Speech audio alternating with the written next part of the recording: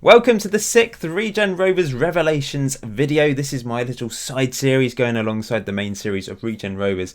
In today's video, we're going to focus on a few things. Firstly, I'm going to show you my tactics in a bit more detail. Secondly, we're going to have a look at the third youth intake to see all the new young players coming through the system. And thirdly, I'm going to go through some of the players, some of the big name players, some of the youngsters to show how they've improved over the last 12 months or so. If you haven't watched the end of Season 3, make sure you go and watch that first because obviously there's going to be spoilers in today's video.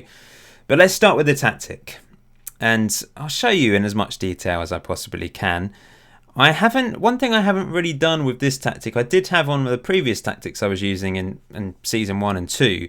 I did have sort of player instructions. But I don't think I've got individual player instructions. I will check because I can't actually remember. But you know, it's obviously a very attacking tactic. We tend to keep it on attacking as much as possible. We occasionally go to cautious or balanced in more recent times, but I do tend to just attack. That's just the way we play. I've not really done much at all here. We've just got the passing directness on more direct passing, tempo on much higher. Attacking width is standard, as you can see. I've not clicked anything else. Occasionally we'll do hit early crosses, and we might change the crossing aim, for example, to float or whipped. It just depends, really. I try different things. You know, I'm a tinkerman. Those of you that have watched me for a while know I'm a tinkerman. Now, it's a very intense tactic, as you can see. I mean, the intensity here is quite high. We've got it on counter press, counter football. We create a lot of space in our defence, which is why we concede a lot of goals, because I'm counter pressing. I'm starting to think maybe we just go to regroup, but I like our intensity. And perhaps if I can find a really good centre-back to slot alongside Boyle, then we might need to... Thomas Smith, he's been unconvincing at the back for me. Then again, Boyle perhaps has been as well. I mean, we could just go with Colburn. Perhaps Colburn and Boyle together. I've not really tried that partnership. That could work quite well. I don't know. We'll have to see. But yeah, the transition is obviously about getting the ball up the pitch as quickly as possible. We've got that direct style. We distribute to the fullbacks and centre-backs. Okoro has a really high pass completion rate because he's basically just passing to these players who then lump it. Rather than him lumping it, we just get it out to the defensive third of the pitch and then lump it over the top looking for Mooney, because they're better passers of the ball than Okoro. He has very good vision, but his passing is only 2. It's improving, but yeah, it's not great. His vision's 13. Perhaps we need to give him a bit more freedom to try and sort of find spaces in the back of the opposition defence. I don't know.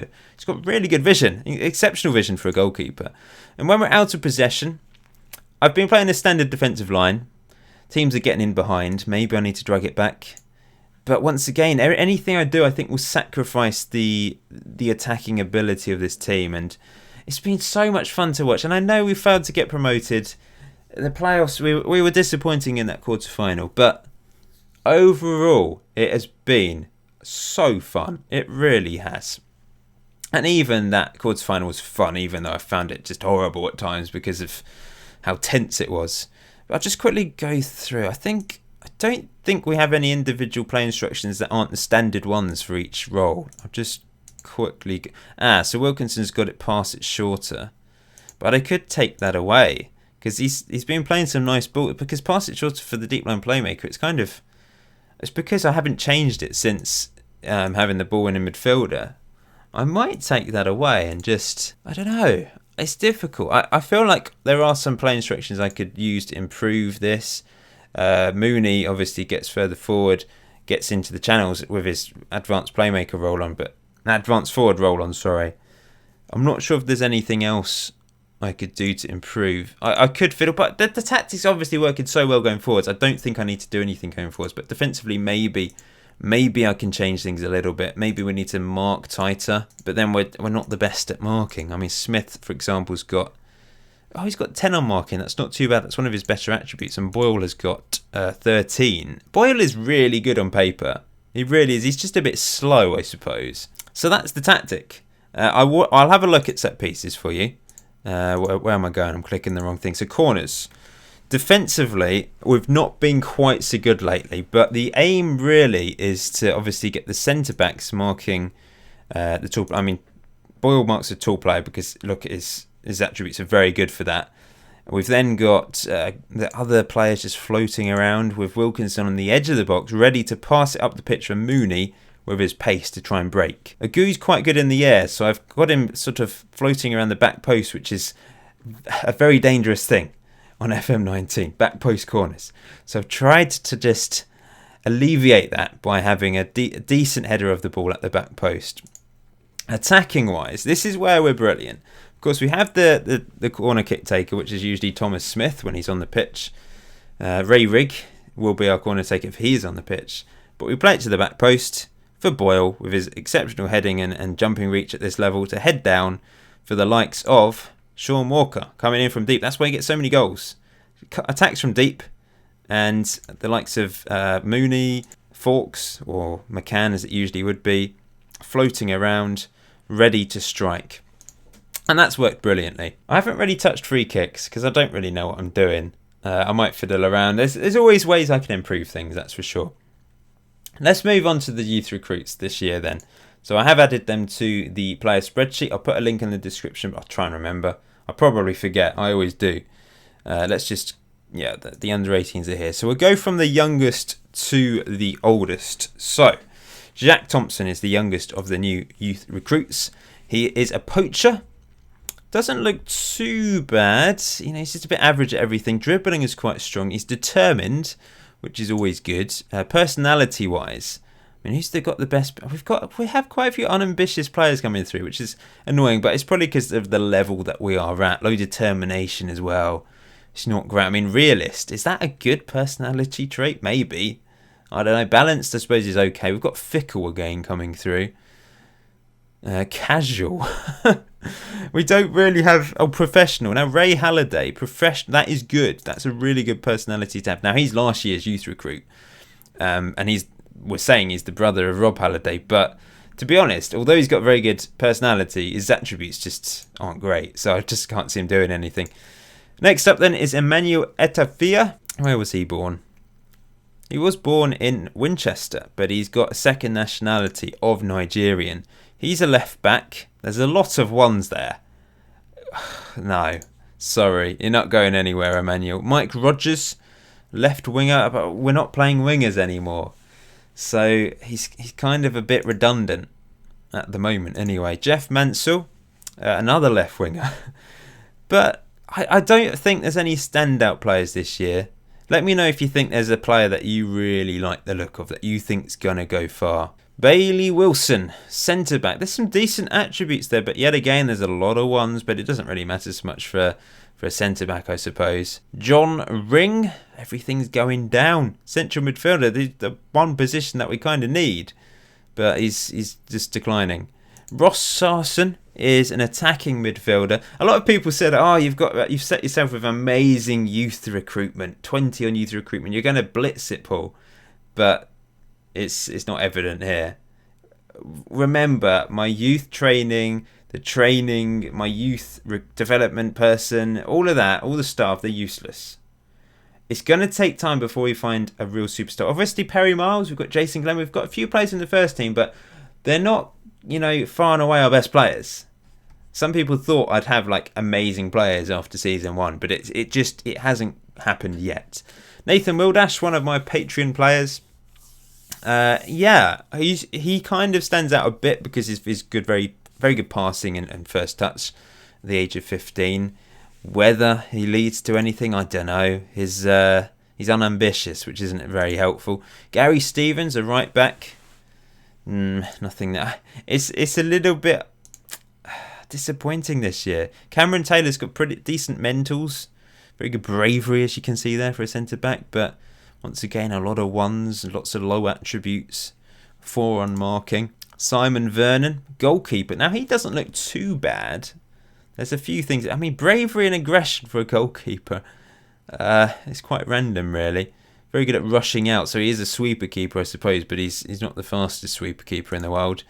But we need a goalkeeper in the youth teams, don't we? Dan Moore, then. So he's got 1-star current ability. Central midfield, ball-winning central midfielder. Good bravery. That's about it. Physically, there's some decent things here.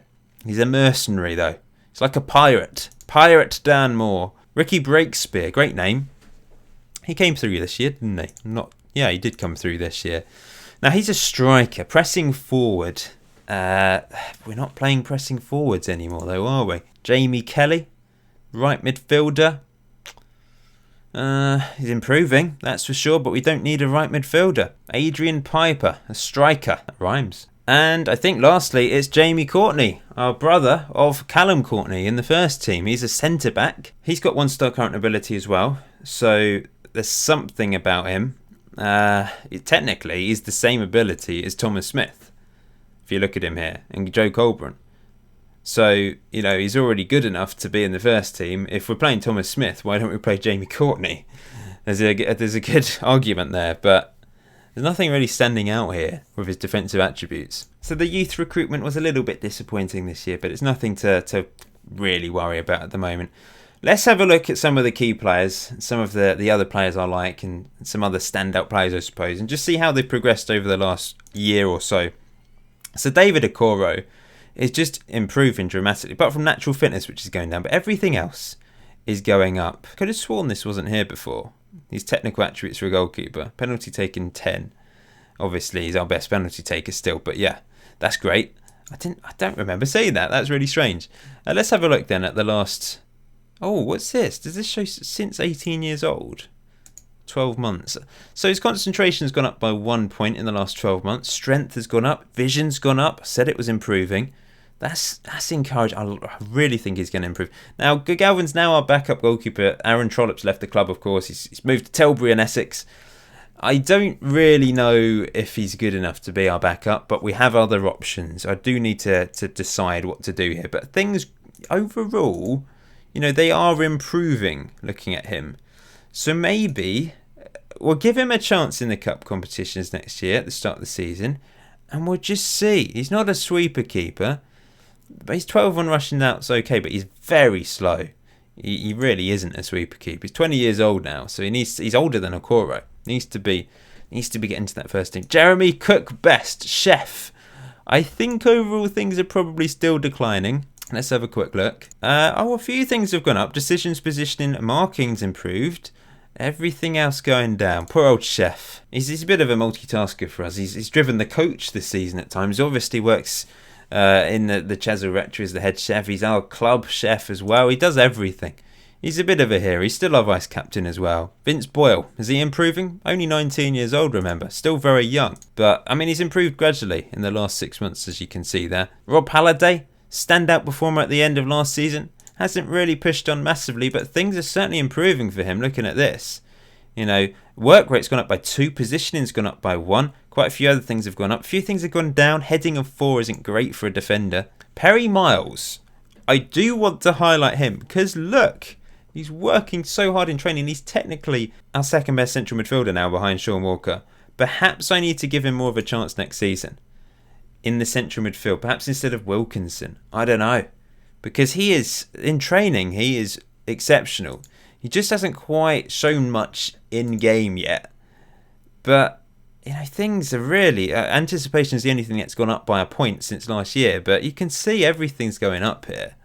He's working hard, whereas Kevin Wilkinson, things are going down. He's behind Perry Miles now. Perhaps we do need to transition towards Perry Miles. Jason Glenn, what a season he's had. Really great season. But there's a few things. There's a few things here.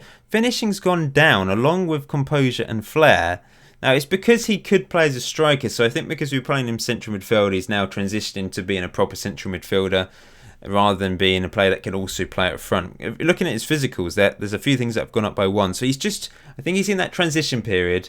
We've decided he's a central midfielder, and he's improving those attributes at the moment, I suppose. Josh Mann, phenomenal season for the under-23s, of course.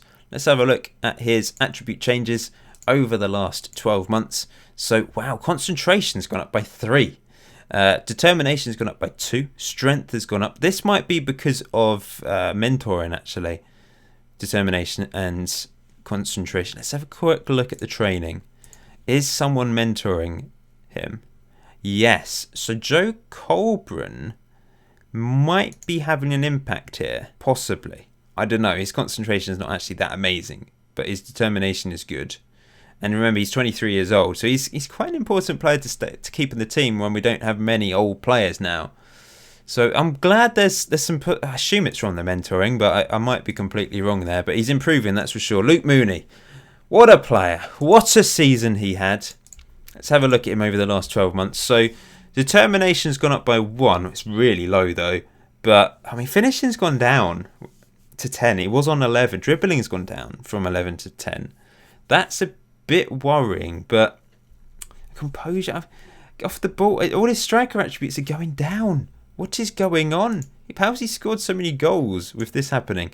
I think we're training him up on... what should we do? Should we go for shooting? Because he could score even more goals in the positions he finds himself in. So let's try and reverse this, because I'm slightly worried that he's... You remember, he's 17. We don't want him going downhill here. We want him improving. Morgan Fawkes, legend. Been at the club all 3 seasons, but only 1 season permanently. He will continue to be our super sub, I'm sure.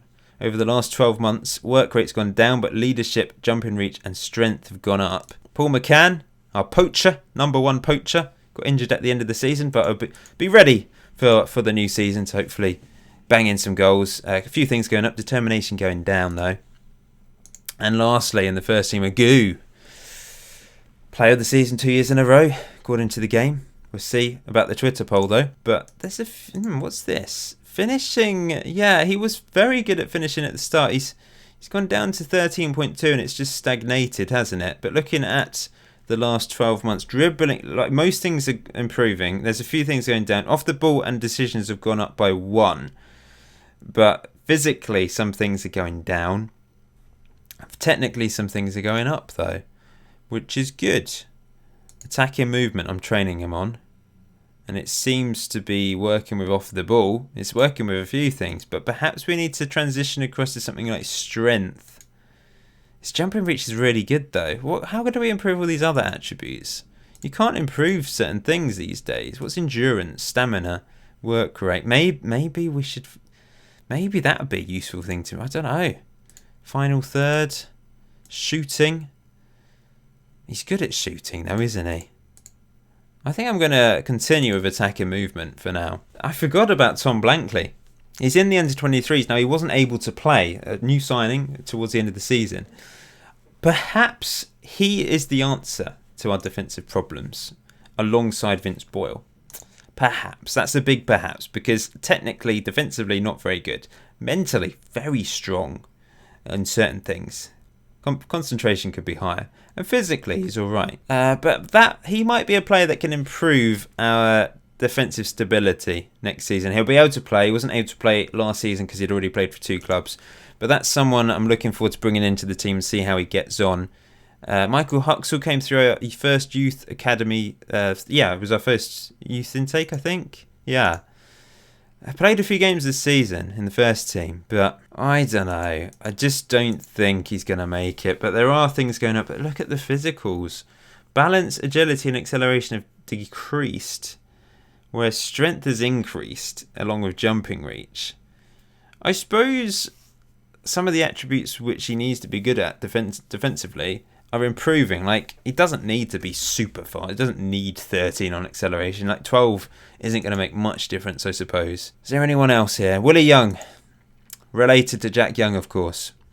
But he's playing in a position that just doesn't fit into our team. There's plenty of players here that could break into that first team, that want to make that step up. The likes of Ollie Allenby. The likes of Josh Mann will want to appear more in the first team next season. There's a few players in here that are just forgotten men that I've not mentioned, of course. Billy Joe Sugg featured last season, didn't feature this year because he just doesn't fit into the team. But, you know, there's something about him. He's fast, he's decent at crossing. If we do want to change to wingers, we've got options there. But some of these players may have to leave the club at some point. I may get rid of some of these players. Michael Maguire, one of the original greyed out players we probably should get rid of, even though he scored quite a few goals this season. Under 18s then. I'll have to promote some of these players to the first team. Some of them have turned 18 and not the first team, it's under 23 team. Don't think there'll be any players coming up from here to the first team immediately. But I will once again have a bit of a scourge, get rid of some players that just don't really add anything to the team. But yeah, overall I'm thoroughly looking forward to next season and bringing in a couple more players that can improve the team in certain positions. don't think we need any more strikers. If I can find a really good striker, then I guess I'll bring someone in, but I don't think we need to. We've now got Morgan Fawkes, 20 years old. Sean Walker is going to be 20 very soon as well. Those are sort of the players, the original young players that, you know, they're getting to that age where they're getting a bit more mature and will add a bit more to the team, because the likes of Chef and Ben Mullen, who are old players, some of the original players, they just don't feature anymore. So they don't really add a huge amount to the team. Dynamically, you know, Chef is an influential player, but we've got no team leaders, no highly influential players. I assume Walker will eventually move into that category. I hope so anyway, over time. But I think we'll end it there. Thank you for watching today's Regen Rovers Revelations. Some of you, I know, enjoy this more in-depth stuff, so it is for you guys. But yeah, there will be a Regen Rovers recap released very soon to just review Season 3 and have a look at Player of the Season awards, all of that stuff. But until next time, enjoy FM19, enjoy the rest of your day. See you very soon.